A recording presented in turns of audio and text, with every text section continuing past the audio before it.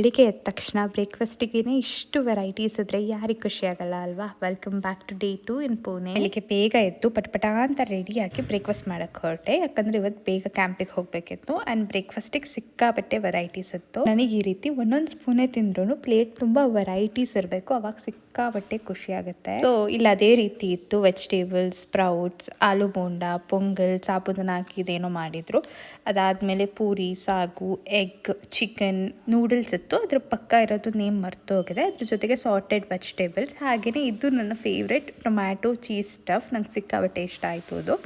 ಹಾಗೆ smashed potato ಇತ್ತು. ಇಲ್ಲಿ ಡೋನಟ್ಸ್, ಕಪ್ ಕೇಕ್ಸ್ ಎಲ್ಲ ಇತ್ತು. ನಂಗೆ ಸ್ವೀಟ್ ಅಷ್ಟು ಇಷ್ಟ ಆಗಲ್ಲ, ಇನ್ನು ಬೆಳಗ್ಗೆ ಅಂತೂ ಸ್ವೀಟ್ ಎಲ್ಲ ತಿನ್ನೋದೇ ಇಲ್ಲ ನಾನು. ಸೊ ಪ್ಲೇಟ್ ತುಂಬ ಎಲ್ಲ ಸ್ವಲ್ಪ ಹಾಕೊಂಡು ಬ್ರೇಕ್ಫಾಸ್ಟ್ ಮಾಡ್ತಿದ್ದೀನಿ. ಹಾಗೆ ಲೈವ್ ಕೌಂಟರಲ್ಲಿ ದೋಸೆ, ಆಮ್ಲೆಟ್, ಉಪ್ಮಾ ಇದೆಲ್ಲ ಇತ್ತು. ಎಲ್ಲ ಪೂರ್ತಿ ಬ್ರೆಡ್ ಬನ್ನಲ್ಲೇ ಕಾಲ ಕಳೆದಿದ್ನಲ್ಲ, ಸೊ ಅದಕ್ಕೆ ಇವತ್ತು ಹೆವಿ ಬ್ರೇಕ್ಫಾಸ್ಟ್ ಮಾಡ್ಕೊಂಡು ಹೋಗಿದ್ದೆ. ಆದ್ಮೇಲೆ ಆಫೀಸ್ ಲೊಕೇಶನ್ ರೀಚ್ ಆಗಿ ಕೆಲಸ ಸ್ಟಾರ್ಟ್ ಮಾಡ್ಕೊಂಡೆ. ಅದಾದ್ಮೇಲೆ ಕಾಫಿ ಬ್ರೇಕ್ ಇತ್ತು. ಒಂದು ಕ್ಯಾಪುಚಿನೋ ತಗೊಂಡೆ. ನಂಗೆ ಈ ಮೆಷಿನ್ ಕಾಫಿ ಎಲ್ಲ ಅಷ್ಟು ಇಷ್ಟ ಆಗಲ್ಲ, ಸೊ ಬಟ್ ಆಕ್ಟಿವ್ ಆಗಿರ್ಬೇಕಲ್ಲ ಅಂತ ಕುಡಿದೆ. ಅದಾದ್ಮೇಲೆ ಲಂಚ್ ಬ್ರೇಕ್ ಇತ್ತು. ಲಂಚ್ ಮುಗಿಸಿ ಮತ್ತೆ ಕೆಲಸ ಎಲ್ಲ ಮುಗಿಸಿ ಹೊರಡೋಷ್ಟರಲ್ಲಿ ಆಲ್ಮೋಸ್ಟ್ 8 ಗಂಟೆ ಆಗಿತ್ತು. ವಾರ ಪೂರ್ತಿ ವರ್ಕ್ ಫ್ರಮ್ ಹೋಮ್ ಮಾಡೋದ್ರಿಂದ ಇದು ಒಂಥರ ಚೆನ್ನಾಗಿತ್ತು. ಫಸ್ಟ್ ಡೇ ನನಗೆ ಕೆಲಸ ಎಲ್ಲ ಮುಗಿಸಿ ಆಟೋ ಬುಕ್ ಮಾಡಿ ರೂಮ್ ಕಡೆ ಹೊರಟೆ.